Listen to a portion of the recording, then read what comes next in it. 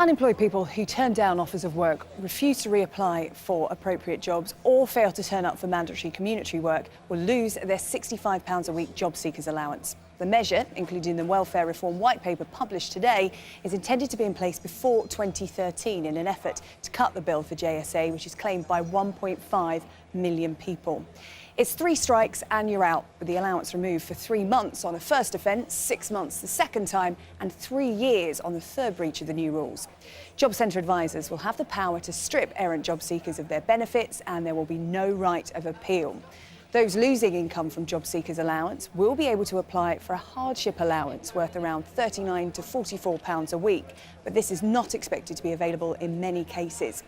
Now, the new sanctions are likely to trigger further concern from unions and charities. Today's white paper also includes provisions to simplify the complex system of out-of-work benefits into a single universal credit.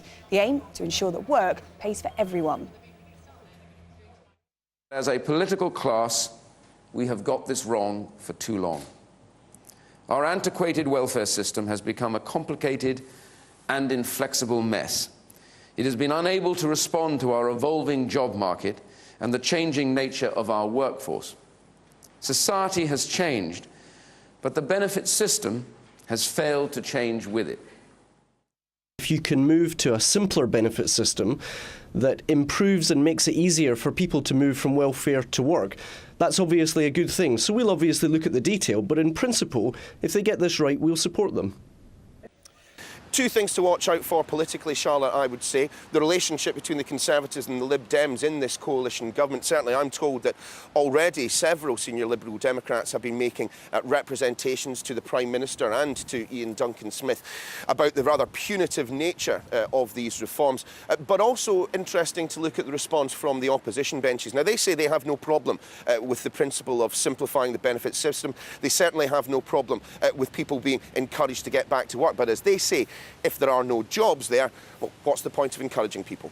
I've nothing against saying you're making people go to work. Do you know what I mean? But there's no jobs, so what are they going to do?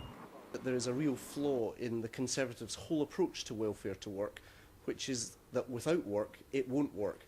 The best way to deal with long-term unemployment and to get the benefit bills down is to provide real jobs and real opportunities so that people can start paying taxes and stop claiming benefits. Both the private and the public sector will probably step up to provide these work opportunities, and there's bound to be at least 1 or 2 councils strapped for cash who will see this as an opportunity for a bit of free labour.